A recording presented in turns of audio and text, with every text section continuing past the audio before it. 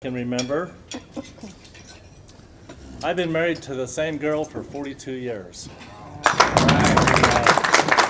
Her name is Laura, and as far as I know, even as early as this morning, she still likes me. Good. That's pretty good. I have 3 children. My oldest is, her name is Tara. They live up in Puyallup, Washington. She's married a terrific young man who has a great dental practice up there and has been doing the dental program for about 5 years. And they have 3 of our granddaughters. I have a son, Greg, who is our only son. He graduated from Brigham Young University in exercise science, and he has a business in the exercise science field of teaching people to be triathletes. These younger attorneys in their 40s, not so good a shape, they come in and learn how to swim, learn how to ride a bike, how to do these triathlons. He brought 6 of them to Santa Rosa last year, 6 of his clients, and it's a 17-hour race, and they all were able to do it. So that's a year-long process that they do. So he does a real good job at a place called Elevate Fitness in Orem, Utah. And he has 2 of our grandchildren, 1 boy and 1 girl. Our youngest daughter, Lisa, graduated from UCSD and was accepted into Bastyr University in Seattle. That's a 3.5-year program for acupuncture. And she just finished her first semester and absolutely loves it. As far as I'm concerned, we were married, my wife and I, in 1972. I got involved in the tire business through my father-in-law. He said, now that you're married, how are you going to support my daughter in the way that she's accustomed to living? Yikes. I said, I think I want to go into law enforcement. He goes, no, that's a bad idea. Why don't you come down and work for me for the summer in 1974. The summer turned into 42 years later. He is now 88 years old, and because of what he's taught me to do and other people, which I'll talk about later, he's had really a very good retirement in Arizona. So in Richmond in 1974, worked there through the ranks, came up as a tire buster, assistant manager, finally moved to Orangevale in 1978. And the building and property was a build-to-suit by a man in our business who did build-to-suits for people wanting to get into the business. So that was a build-to-suit for me, opened the doors in May of 78. That was started under the Big O Tire people did these management incentive programs where you bring a young man in through the ranks and you teach him how to run the business, teach him how to be profitable, and then you sell it to him, and you do self-financing. You bring him in, he works for you, he gets a part of the action, and it's usually a 12 or 15-year note.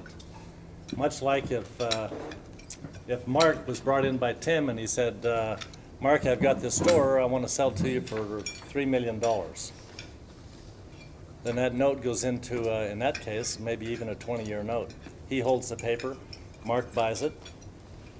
It's a golden handcuffs. If he doesn't prove himself, you throw him out and go get another one. So as we go through the ranks, if you're a good guy, you find good people. Like my father-in-law, pretty soon you can retire with 6 or 8 stores, paying you 15-year notes, $3,000 or $4,000 a month. So not too bad for tire buster mentality and technology. So I started out on the incentive program. The Orangevale store cost me $150,000 at the time, and that was paid through notes over 10 years. And I can distinctly remember taking over that store, signing the last deal, and now I'm the official owner and operator of Big O Tire number 47 on Greenback Lane in Orangevale. Wow, that was a proud moment. That was 1980. And then all the stuff that ensues after that is pretty interesting. We acquired a young man that my father-in-law put into business. His name is Mike Kennedy. He was operating a store that we both put him into. And now we're operating as compatriots. We're in this thing together. And we were able to find, we opened 6 stores with my father-in-law. He has the money. He who has the gold rules, right? So he put the money in, and my other partner then, Mike Kennedy, and I managed the stores. We hired the people, watched them, phone calls, go visit, make sure everything's in order. So 6 stores, we found management incentive people on these buyouts. Everything is going great. All of a sudden, I've got a little note here. It says, the allure of multiple stores are long since gone. Cost too high, liability too great, quality of help is nil. Everybody in here is an owner-operator of some kind of a business. Finding quality help, that's really ugly. Nobody wants to be there from 7:30 to 7:30. Most people you find want to get there at 9, have a 2-hour lunch, and leave at 3. Yeah, right. And that's a real tough deal when you're trying to make things happen.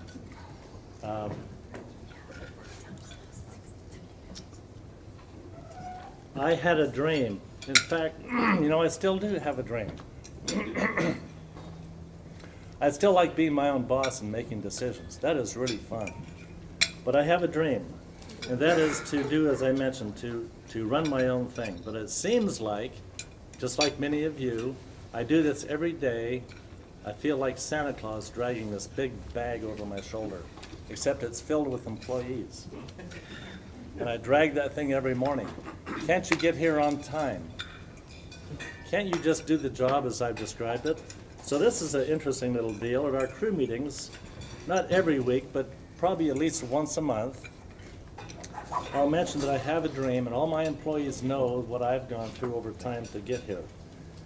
I will say to them, if for any reason you don't like working here, or you can't comply with what I have set up as a duty roster, leave. If you can't do it, get out. In the immortal words of Mick Jagger, hey you, get off of my cloud.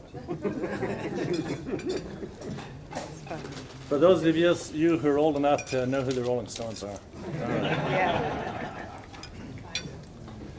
This business is very exacting, very time consuming, tremendous paperwork and follow-up, very competitive.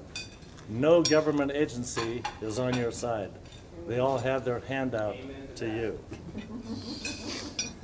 3 years ago, I changed to a new franchisor, Tire Pros. That was a godsend. They're well capitalized, about a $3.5 billion a year company. They own Tire Pros outright. They do a great job. I've just got a short time left.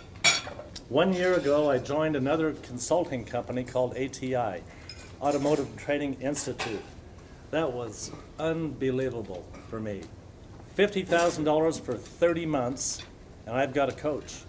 36 years in the business, I've got a coach. I should be able to teach this.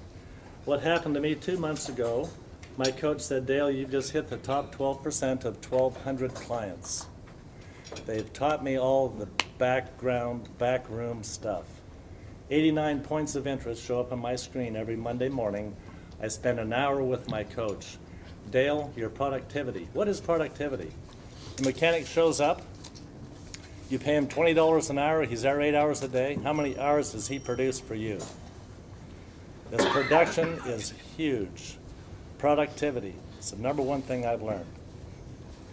Come and see me. Thank you very much.